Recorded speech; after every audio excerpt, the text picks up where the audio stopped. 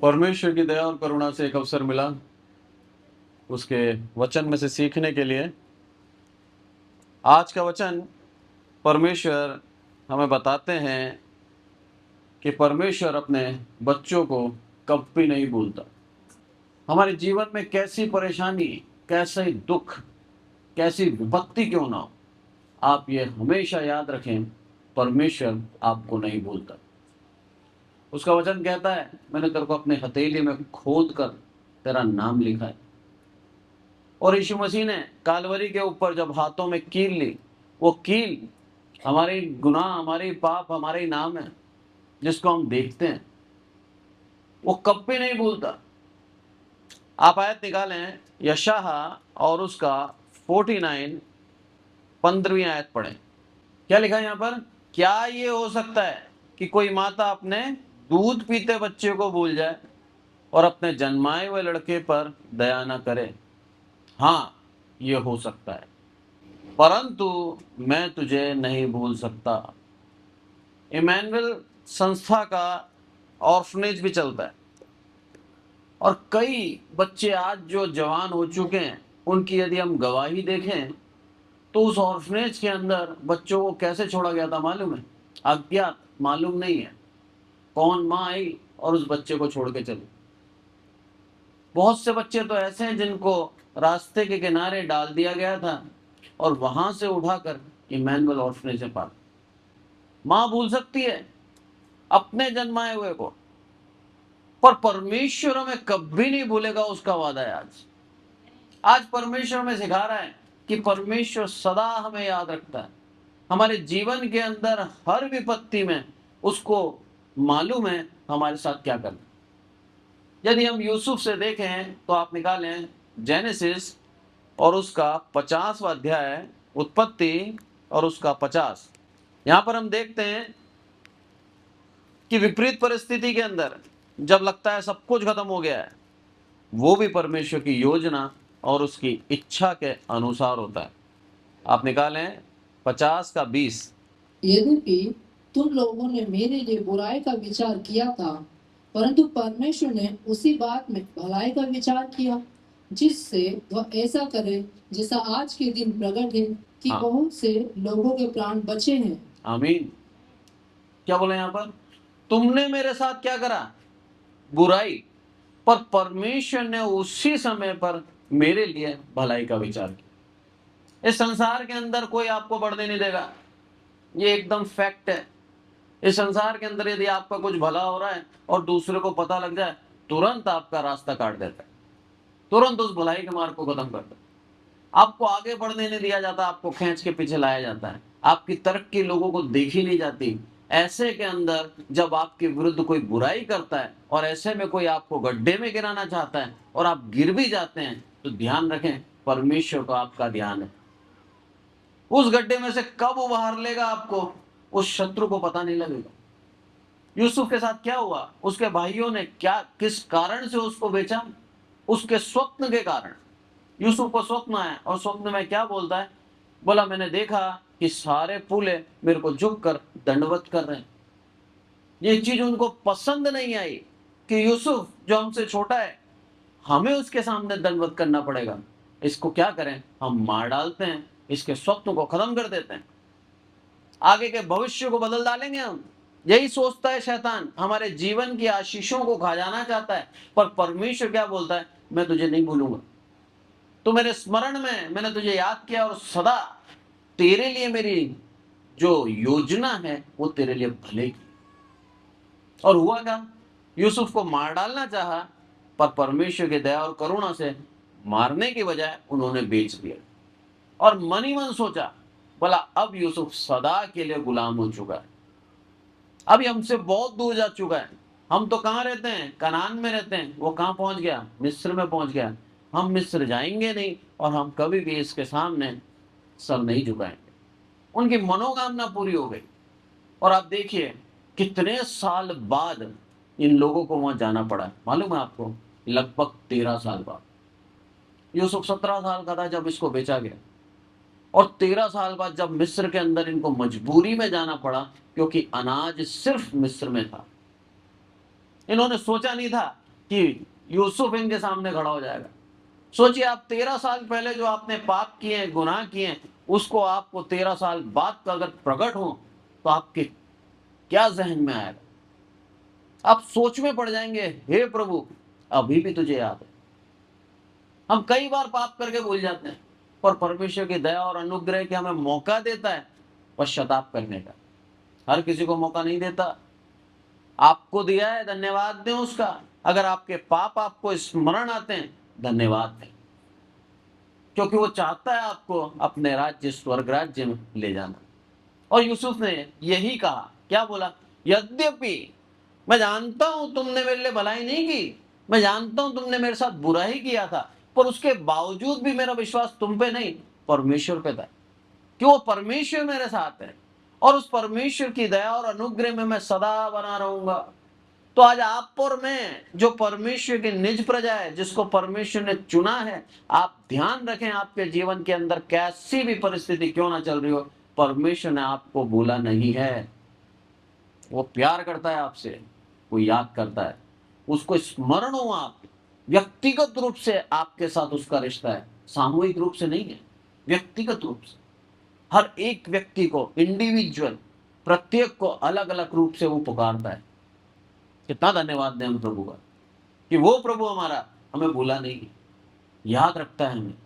इसलिए यूसुफ बोल रहा है, हर एक बात में मैं धन्यवाद देता हूं उसका, क्योंकि तुम्हारी बुराई में उसने भलाई निकाल दी। शैतान आपकी नौकरी खाना चाहता है ना, खाने दो, आपके लिए बड़ा प्रतिफल रखा है। शैतान आपको मार डालना चाहता है, प्रयास करने दो, आपको मार नहीं पाएगा, पर आपके लिए बड़ा प्रतिफल इंतजार कर रहा है। यिर्मयाह और उसका 29 का 11 यदि हम पढ़ें तो उसके अंदर लिखा है, तेरे लिए जो कल्पनाएं मैंने करी हैं वो क्या है? भले की हैं, अंत में वो क्या होगा? सिद्ध होगी। हमारे लिए कल्पनाएं प्रभु करता है। कितना धन्यवाद दें हम प्रभु का कि हमारे लिए विचार करता है और हमारे लिए आगे से आगे हमारे भविष्य को लिखता है, वो भी अच्छा और आशीषित। ऐसा नहीं लिखता कि हम ऐसे ही जीवन को जीते हैं, आशीषित भविष्य को लिखता है। जब हम आगे बढ़ते हैं, एक और आयत देखें आप, भजन संहिता और उसका 30 का 5। क्योंकि उसका क्रोध तो क्षण भर का होता है, परंतु उसकी प्रसन्नता जीवन भर की होती है। आमीन। उसका क्रोध क्षण भर का है, उसकी प्रसन्नता जीवन भर की। क्या सिखा रहे प्रभु? उसका क्रोध क्षण भर, थोड़ी देर का है, पर उसकी प्रसन्नता अनंत है। दाऊद के ऊपर उसकी प्रसन्नता हुई अनंत। उसी की पीढ़ी को चुन लिया गया प्रभु यीशु मसीह के जन्म के लिए। और आज जितने भी प्रभु यीशु मसीह पे विश्वास करते हैं, वो सब प्रभु यीशु मसीह की पीढ़ी में जुड़ जाते हैं, उसके संतान ठहरते हैं, दाऊद की संतान ठहरते हैं, यहूदी हो जाते हैं। हर एक परमेश्वर के निज जाति बन जाता है। कितना धन्यवाद दें उसका। सदा की प्रसन्नता, आज भी उसका अनुग्रह हमारे ऊपर दाऊद के उस महान कार्य के अनुसार। आज भी प्रभु ने हमें पूर्ण रूप से चुन लिया ताकि हम परमेश्वर के निज संतान ठहरे। ये है उसकी प्रसन्नता। और उसका क्रोध कैसा है? क्षण भर का। उसका क्रोध हुआ जब इन्होंने मिस्सा और मरीबा में क्या करा? परमेश्वर के विरुद्ध कुड़कुड़ाया। वहां पर परमेश्वर इनको दंड भी दिया। वहां हमने देखा, जहरीले सांपों के द्वारा डस गए, मारे गए, मरी के द्वारा मारे गए। हजारों लोग एक साथ मर जाया करते थे। हमें गिनती सुन के बड़ा आश्चर्य होता है कि 30,000 मर गए, पर आप सोचिए, कम से कम वहां पर 20 लाख लोग होंगे। 20 लाख। पूरे कोटा के अंदर जितने लोग रहते हैं, मैं समझता हूं लगभग इतने लोग इस्राएल के निकले थे मिस्र देश से। इतना बड़ा झुंड को लेकर मूसा को चलना आसान नहीं था। अरे 50 लोग होते हैं ना, 50 लोग के विचार नहीं मिलते, और 20 लाख लोग एक साथ लेकर चल रहा है परमेश्वर की अगुवाई में। अद्भुत काम। आसान नहीं था मूसा का जॉब, आसान नहीं था, बहुत मुश्किल था। जब हम परमेश्वर के लिए कदम आगे बढ़ाते हैं और परमेश्वर हमें चुनता है, आप जान लेना आपके जीवन के अंदर संघर्ष होगा, पर उस संघर्ष से निकालने की शक्ति और सामर्थ्य भी प्रभु देता है, क्योंकि उसका वादा है, मैं तुझे भूलूंगा नहीं। बहुत बड़ी बात है, वो मुझे भूलेगा नहीं। परमेश्वर हमें प्यार करता है, और उसका प्यार ही है कि वो मैं कभी नहीं भूलता। एक और आयत देखेंगे हम, व्यवस्था विवरण और उसका 31:6।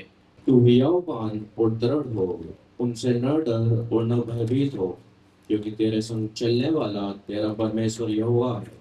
आमीन। क्या बोलता है प्रभु? हियावबान, हिम्मत रख, डर मत, क्योंकि तेरे संग चलने वाला कौन है? परमेश्वर यहोवा है। आज आप अकेले हैं क्या? नहीं, परमेश्वर ने आपको अपना आत्मा दे रखा है, उस आत्मा के द्वारा आप चलते हैं। परेशानी आती है, वो आत्मा आपको बल देता है।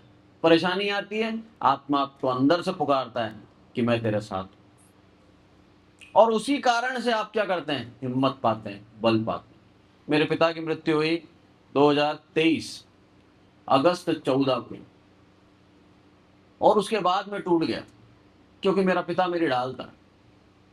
हर एक परेशानी के अंदर मैं मेरे पिता के पास जाता था, मेरे पिता मेरे सर के ऊपर हाथ रख के प्रार्थना करते थे, और मेरी उस परेशानी का हल मिल जाता था। और उस समय जब वो गए, मैं ऐसा हो गया, ऐसा टूट गया कि अब मेरे साथ कौन है?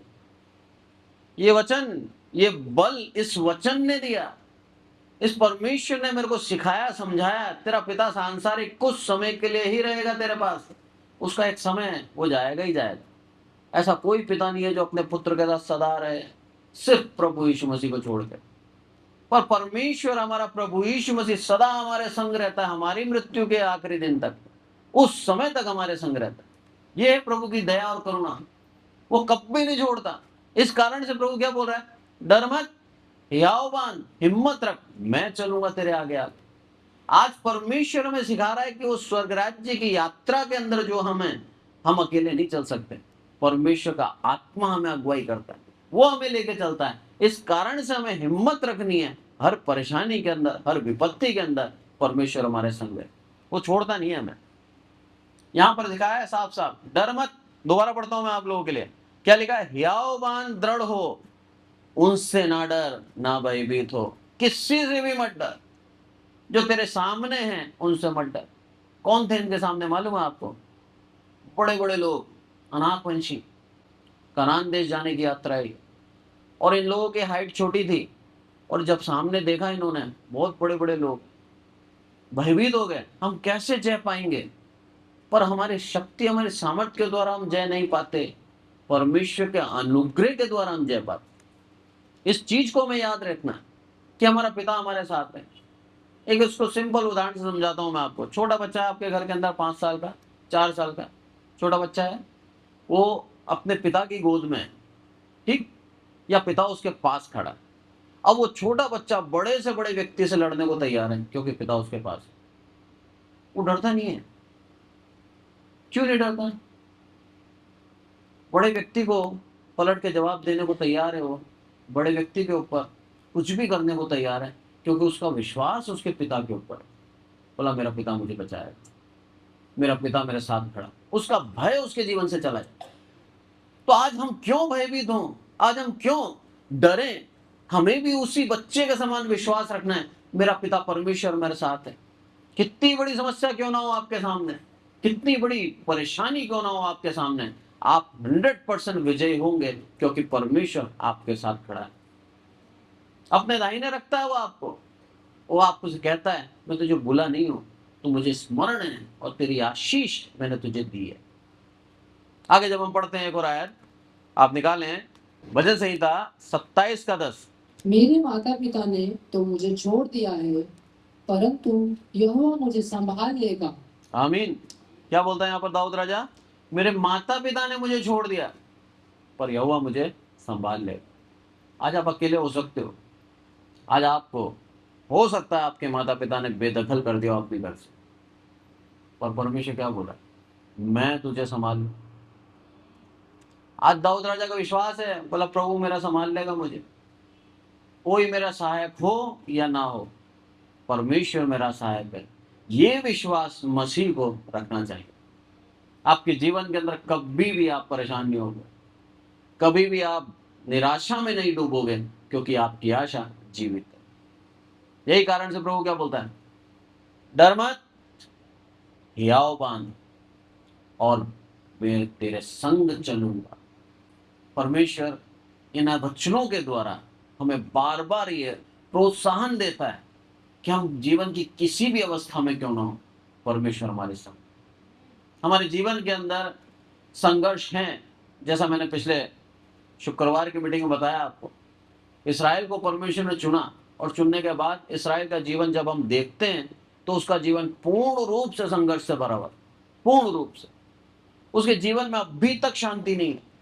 यही है मसीह का जीवन। जब हम परमेश्वर के नजदीकी में आते हैं, जब हम परमेश्वर के करीब आते हैं, 100% जान लेना, शैतान बैरी, आपका विरोधी, और वो किसी भी प्रकार से आपको परेशान करेगा, किसी भी प्रकार से। आपके रिश्तेदारों को भड़का कर आपको परेशान कर सकता है, आपके परिजनों को आपके विरुद्ध कर सकता है, आपके जहां आप काम करते हैं वहां के लोगों को आपके विरुद्ध कर सकता है, जहां आप रहते हैं उन पड़ोसियों को आपके खिलाफ कर सकता है। किसी भी प्रकार से आपको दुख देने उसकी इच्छा है। अय्यूब के जीवन से हम देखते हैं, पूर्ण रूप से अय्यूब को तबाह कर दिया, उसने बर्बाद कर दिया, और उसके बावजूद अय्यूब के मुंह से क्या निकला? यहोवा धन्य। क्योंकि उसको मालूम था परमेश्वर ने मुझे छोड़ा नहीं है, परमेश्वर मेरे करीब है, परमेश्वर ने मुझे भूला नहीं है, परमेश्वर की योजना के तहत सब कुछ हो। ऐसा विश्वास आज मसीहों का देखना चाहता है प्रभु, कि हर परिस्थिति के अंदर हम ये विश्वास करें प्रभु हमारे संग, वो हमारा रक्षक है। इस चीज को हम विश्वास के साथ बोले। अब दोबारा यशा में आएंगे और 16वीं आयत पढ़ें, 49 की। देख, मैंने तेरा चित्र अपनी हथेलियों पर खोद कर बनाया है। तेरी शहरपनाह सदैव मेरी दृष्टि के सामने बनी रहती है। आमीन। तेरी शहरपनाह जहां तू रहता है मेरी आंखों के सामने, और मैंने तेरा चित्र को हथेली पे गोद के बनाया। अगर आपको याद हो, मिलाप वाला तंबू जब बनाया गया था, उसके बाद महायाजक की पोशाक के लिए एक चपरास बनाने के लिए कहा था। वो चपरास चौकोर हुआ करती थी, सोने की हुआ करती थी, और उसके अंदर 12 नगीनें खोद कर उसके अंदर छापा जैसे खोदा जाता है, ऐसे उनके अंदर जड़ दिए थे। वो चीज क्या दिखाती है? और उसके बाद उस चपरास को बोला गया था कि तो अपने सीने से लगाकर यहां पर पहनता। ये क्या दर्शाता है?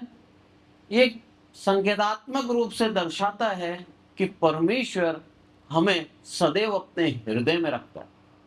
वो 12 जो नगीने थे, वो 12 कौन नगीने क्या थे? परमेश्वर के चुने हुए 12 गोत्र थे। वो तरीका अलग था एक महायाजक का, जिसने उनके पापों की क्षमा के लिए बकरे का लहू बहाया और अति पवित्र स्थान के अंदर प्रवेश करके उन लोगों की क्षमा मांगी और उन लोगों को क्षमा की, और उनको भूले ना, इस कारण से वो चपरास पहनता था, एक भी गोत्र को ना भूले, और सबके पापों की क्षमा वो जाके मांगता था। नए नियम के अंदर जब प्रभु यीशु मसीह आया, तो वो छापा गोदा क्या हुआ? उसने अपने हथेली पे नाम लिख लिया। अब उसके द्वारा वो मैं कभी नहीं भूलता। जिस तरह से प्रभु परमेश्वर ने महायाजक को नियुक्त करा इस्राएलियों के पाप क्षमा करने के लिए, ऐसे ही परमेश्वर ने यीशु मसीह को नियुक्त करा हमारे पापों से मुक्ति दिलाने के लिए, और उसने खोद दिया। इस कारण से यीशु मसीह कभी नहीं भूलता, हमें हमेशा उसको स्मरण रहता है। आज भी वो परमेश्वर के दाहिने बैठकर हमारे लिए प्रार्थना कर रहे हैं। कितना धन्यवाद दें हम प्रभु का, न केवल उसके बलिदान के लिए बल्कि उसके अनुग्रह के लिए सदा उसको हम धन्यवाद देते रहे, क्योंकि उसके बिना हम कुछ नहीं है। उसके बिना हम जीवित नहीं रह सकते, उसके बिना हम एक पल चल नहीं सकते सेवकाई के अंदर। वो है हमारा परमेश्वर। उसने हमें बल दिया है, ताकत दिया है, उसने हमें आगे बढ़ने के लिए सामर्थ्य दी। वो प्रभु क्या बोलता है? मैं नहीं भूलूंगा तुझे, तू मेरा बच्चा है, तू मेरी संतान है, और तेरे को आशीष देने के लिए मैंने रखा है। उसने हमें आशीष देने के लिए रखा। वो चाहता है कि हम आनंदित रहें, वो चाहता है हम चिंता मुक्त रहें, इसीलिए बोलता है चिंता मत कर। आगे जब हम पढ़ते हैं एक और आयत, इसी का 14 पढ़ें, 49 का। परंतु सिय्योन ने कहा, यहोवा ने मुझे त्याग दिया है, मेरा प्रभु मुझे भूल गया है। आमीन। क्या बोला यहाँ पर? परंतु सिय्योन ने कहा, यहोवा ने मुझे त्याग दिया है। ये शब्द, ये भावना कब निकलती मालूम है जीवन के अंदर? जब हम दुखों के अंदर लंबे समय से चल रहे हैं, लंबे समय, तब आपके जीवन के अंदर ये दुख, ये शब्द निकल सकते हैं कि परमेश्वर ने मुझे त्याग दिया। पर यदि इब्रानियों पढ़े, उसके अंदर लिखा है साफ साफ, मैं तुझे ना छोड़ूंगा ना तुझे त्यागूंगा। और व्यवस्था भी उन्होंने अभी पढ़ा हमने, मैं तुझे धोखा नहीं दूंगा। तो जो वाचा प्रभु ने हमारे साथ बांध दी कि तू मेरी निज प्रजा है और मैं तेरी हर एक जगह अगुवाई करूंगा, इस कारण से प्रभु हमें कभी नहीं छोड़। हमारे दुखों के कारण, उस लंबी पीड़ा के कारण, उस समस्याओं के कारण शैतान हमारे को ये भ्रांति डालता है मन के अंदर कि परमेश्वर तुझे भूल गया, पर परमेश्वर कभी नहीं भूलता। उसका एक उदाहरण बताता हूं मैं आपको। आप निकालें मत्ती और उसका 27 का 46 पढ़ें आप। उसका भूलना एक मनुष्य के लिए क्या होता है, या उसका छोड़ना एक मनुष्य के लिए क्या होता है। तीसरे पहर के निकट यीशु ने बड़े शब्द से पुकार कर कहा, एली एली लमा शक्तनी, अर्थात हे मेरे परमेश्वर तूने मुझे क्यों छोड़ दिया। 50वें आयत पढ़ें। तब यीशु ने फिर बड़े शब्द से चिल्लाकर प्राण छोड़ दिए। आमीन। ये है परमेश्वर का छोड़ना। प्रभु यीशु मसीह क्या बोलता है, एली एली लामा सबक्तनी, हे परमेश्वर तूने मुझे क्यों छोड़ दिया। एक मनुष्य जीवित है ना, और परमेश्वर का चुना हुआ है। आप जान लेना, आपकी जब तक सांसें चल रही है, प्रभु परमेश्वर का अनुग्रह आपके ऊपर है। उसने आपको छोड़ा है तो आप जी नहीं सकते। मृत्यु, यहां पर क्या बोला, परमेश्वर के यीशु ने फिर बड़े शब्द से चिल्लाकर प्राण छोड़ दिए। यीशु मसीह के हाथ में थे प्राण, वही छोड़ सकता था, वही उसको वापस लेके आया तीसरे दिन। हमारे हाथ में नहीं है प्राण, हम परमेश्वर के अनुग्रह से जी रहे, और परमेश्वर ने हमें छोड़ दिया, मतलब आप जान लेना इस दुनिया के अंदर आप जी नहीं सकते। जब तक आप जीवित हैं, परमेश्वर के अनुग्रह में, उसकी करुणा में। इसलिए कभी आपके मन के अंदर ये विचार नहीं आना चाहिए प्रभु ने मुझे छोड़ दिया, या प्रभु मेरी प्रार्थनाओं को अब नहीं सुनता। कई गवाहियां आती हैं मेरे सामने, प्रार्थना करते हैं, प्रार्थना निवेदन आते हैं मेरे पास, फोन करके बोलते हैं मेरे को, बोला पास्टर साहब पहले तो परमेश्वर के नजदीकी में था, मैं जो प्रार्थना करता था प्रभु सुन लेता था, और आजकल ऐसा हो गया है कि मैं जो भी प्रार्थना करता हूँ प्रभु नहीं सुनता, परमेश्वर ने मुझे छोड़ दिया। ये शब्द, ये गवाही उनके मुंह से निकलती। पर आज का वचन क्या बोल रहा है, प्रभु कभी नहीं छोड़ता। आपकी प्रार्थनाओं को उत्तर नहीं मिल रहा, ये आप कैसे कह सकते हैं। प्रार्थनाओं का उत्तर परमेश्वर उचित समय में देता है, हमारे समय के अनुसार नहीं, उसके समय के अनुसार हमें उसका उत्तर मिलता है। हम सोचते हैं हमारी इच्छा, हमारे समय के अनुसार हमें उत्तर मिले, पर परमेश्वर प्यार करने वाला है। परमेश्वर हमारी जरूरतों को जानता है, परमेश्वर हमारे लिए भला सोचता है, इस कारण से वो उसके समय पर हमको उत्तर देगा। हर एक प्रार्थना, मरकुस कहता है साफ साफ मरकुस के अंदर, हर एक प्रार्थना विश्वास से की गई है, तो आप ये जान लें और विश्वास कर लें कि वो पूरी है। हर एक प्रार्थना, ऐसी कोई प्रार्थना नहीं है जिसको प्रभु नहीं सुनता हो, पर वो विश्वास से की गई तो 100% उस प्रार्थना को सुनेगा, पर उसका समय है। आज हमारे समय के अनुसार नहीं सुन रहा, इसका मतलब ये नहीं कि प्रभु ने हमें त्याग दिया, नहीं। यूसुफ के जीवन से देखते हैं, यूसुफ के गुलामी से यूसुफ के प्रधानमंत्री बनने में 13 साल का गैप है। 13 साल, क्या 13 साल उसने प्रार्थना नहीं करी उसने। 13 साल बाद जाकर उसके जीवन के अंदर उद्धार आया। दाऊद के जीवन से देखें हम, दाऊद का विरोध कर कर विरोधी ठहराया उसको, और उसको भागना पड़ा शाऊल के सामने से, और उसके बाद उसके राजा बनने के अंदर 7 साल का गैप है। कितने साल का है? 7 साल। दाऊद एक दिन में 7 बार प्रार्थना करता था, तो क्या दाऊद की प्रार्थना नहीं सुनी? सुनी, पर उसके उचित समय पर वो उत्तर देता है। हमारा कर्तव्य है प्रार्थना में लगे रहें। बाइबल कहती है, हमें आदेश देती है निरंतर प्रार्थना में लगे रहो, क्योंकि तुम्हारी प्रार्थनाएं सुनी जा रही हैं, ऐसा नहीं सुनी जा रही, पर उसके उचित समय पर उसका प्रतिफल हमें मिलता है। पर निराश होकर शैतान हमारे मन में क्या डालता है, तेरे को भूल गया प्रभु, तुझे छोड़ दिया प्रभु ने, तेरे जीवन के अंदर परेशानी आ गई, कहाँ है तेरा परमेश्वर। ऐसी बातों से हमें निराश करके हमें प्रभु से दूर ले जाना चाहिए। जबकि प्रभु की योजना के तहत सब कुछ होता है।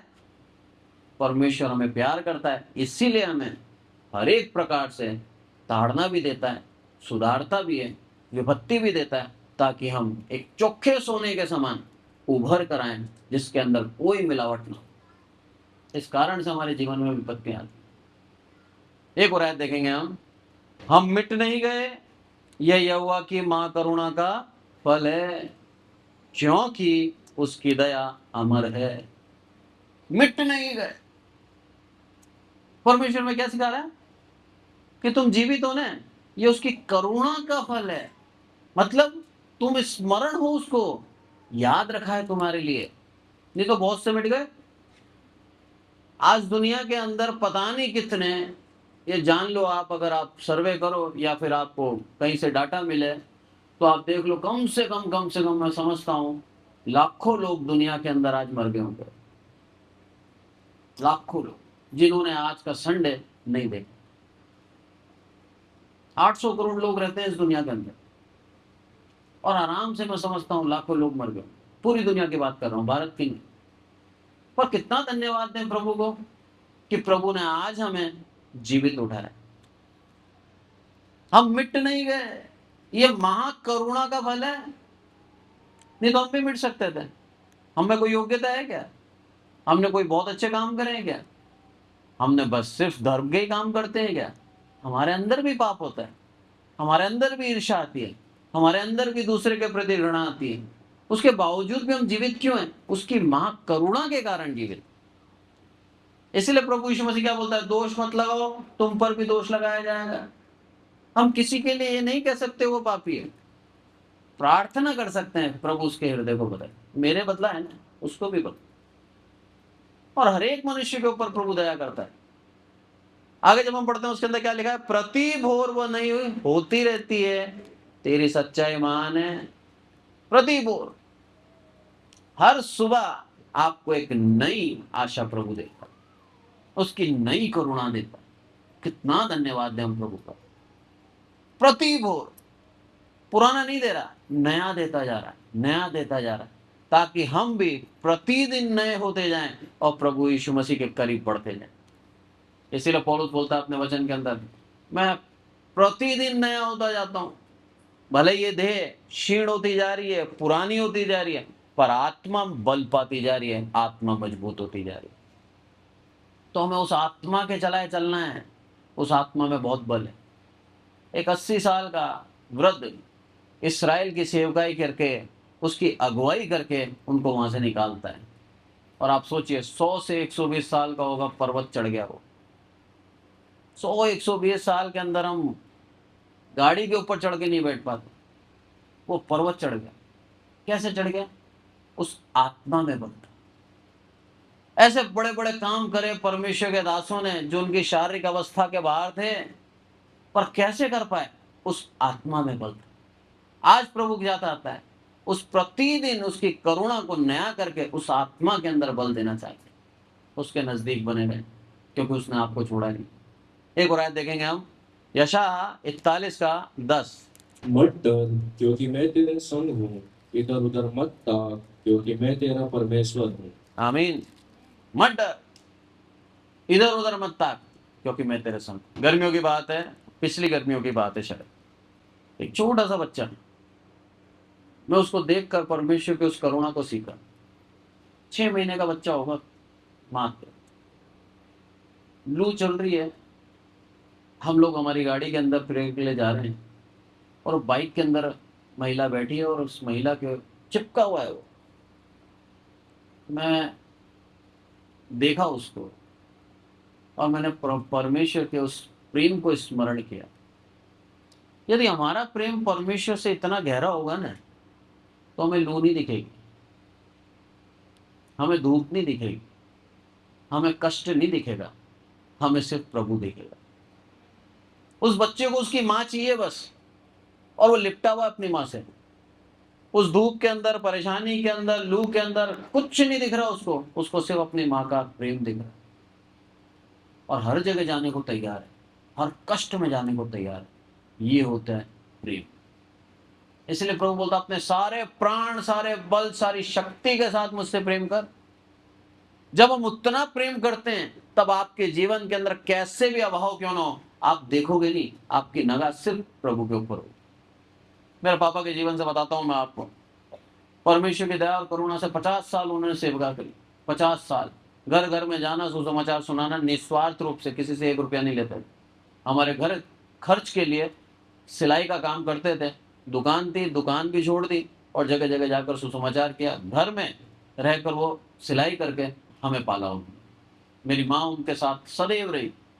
मेरी माँ ने सदा उनके साथ विजिटिंग करी, घर घर गई, और साथ ही घर के अंदर रहकर मेरी माँ ने भी उनके साथ हाथ बटाया और सिलाई कर कर हमें पाला और बड़ा किया।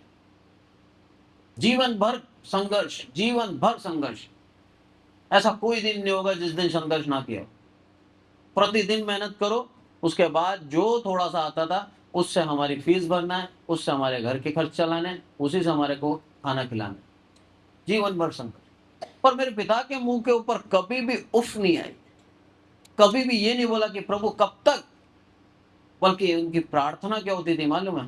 प्रभु मेरे शरीर के इतना अंदर बल और ताकत दे ताकि मैं सेवकाई कर पाऊं। जहां रहते थे वहां से 15 किलोमीटर दूर प्रेयर के लिए बुलाया।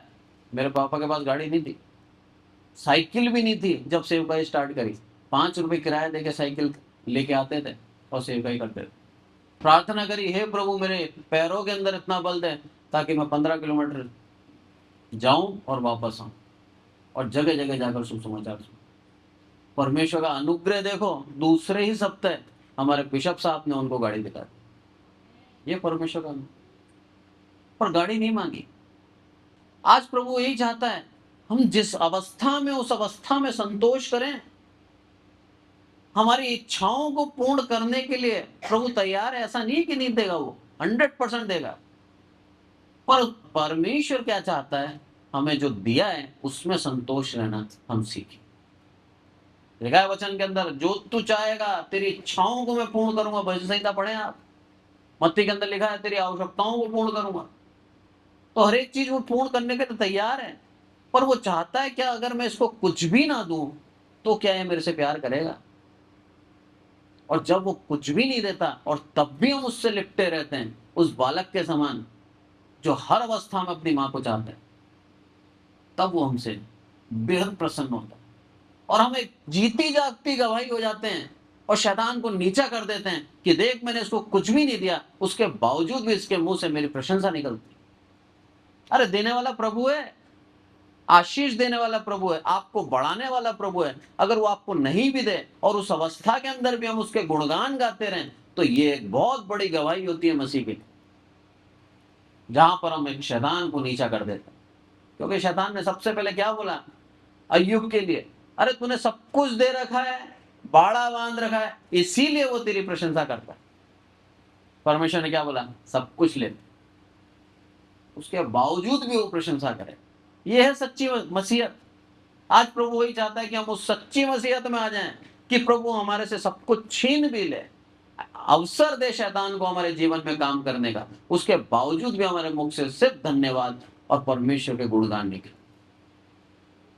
वो मसीहत आज प्रभु चाहता है। और वो कब होता है, जब हमें पूर्ण रूप से स्मरण होता है, याद होता है, विश्वास होता है मेरे प्रभु ने मुझे नहीं छोड़ा। आपका जीवन संघर्षपूर्ण होगा पर आपके घुटने प्रतिदिन टिकेंगे और प्रतिदिन आप उसका धन्यवाद देंगे। अंत में एक और आयत देखें आप, मत्ती और उसका 11 का 28। हे सब परिश्रम करने वालों और बोझ से दबे हुए लोगों, मेरे पास आओ, मैं तुम्हें विश्राम दूंगा। आमीन। ये आयत पूरे जीवन का एक निचोड़ है। इसको समझें आप। क्या बोलता है, हे सब परिश्रम करने वालों और बोझ से दबे हुए लोगों, मेरे पास आओ, मैं तुम्हें विश्राम दूं। यानी कि परमेश्वर को मालूम है हमारा बोझ क्या है, परमेश्वर को मालूम है हमारे परिश्रम क्या है, परमेश्वर को मालूम है हम किस बात में दुखी हैं, सब मालूम है उसको। क्या बोलता है यहां पर, मेरे पास आओ, मैं तुम्हें विश्राम दूं। आज प्रभु चाहता है हम उसके करीब आए, इस परेशानी से निकल जाएंगे, इस विपत्ति से निकल जाएंगे और पूर्ण रूप से परमेश्वर के नजदीकी में आ जाएंगे और हम विश्राम पाएंगे।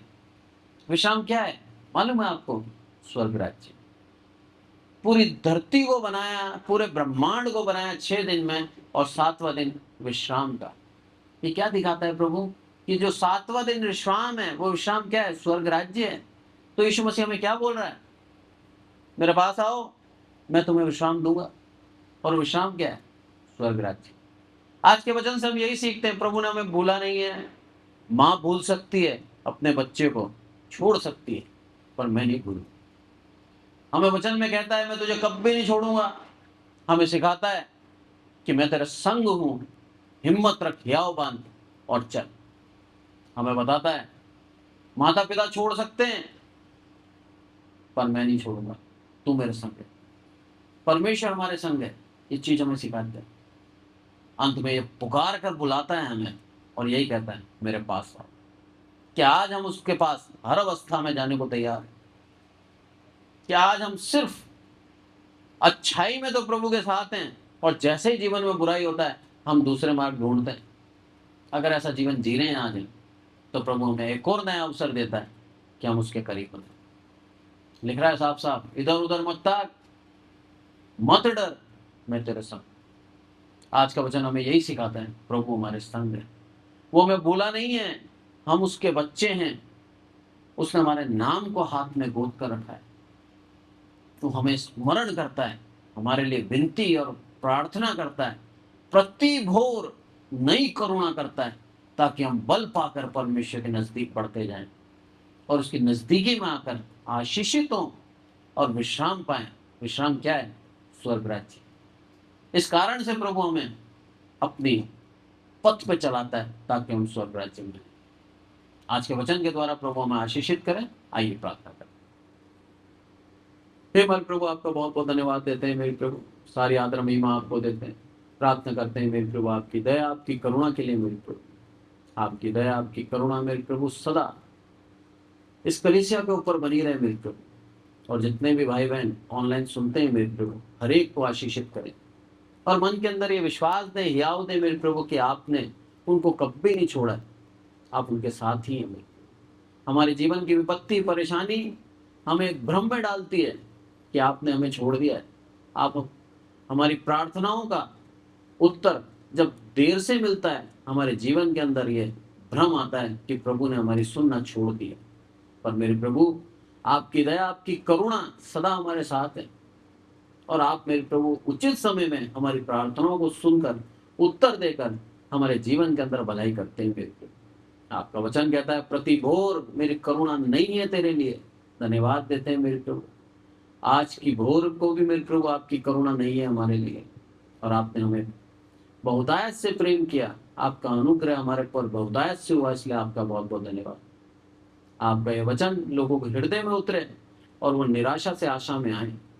आपके वचन के आधार पर अपने जीवन को चलाएं और पूर्ण रूप से आपको भाने वाला जीवन जिए, क्योंकि आपका वचन कहता है मेरा क्रोध तो क्षण भर का है पर प्रसन्नता अनंत है। मेरे प्रभु, ऐसे ही आपकी प्रसन्नता हमारे ऊपर बनी रहे और हर एक विश्वासी के ऊपर बनी रहे जो सच्चाई से आपके ऊपर विश्वास करता है। सारी आदर महिमा आपको देते हैं मेरे प्रभु, हम घटें आप बढ़े। आपने हमारी विनती सुनी, इसलिए आपका बहुत बहुत धन्यवाद। यीशु मसीह के नाम से मांगते हैं, आमीन। Praise the Lord. Thank you so much.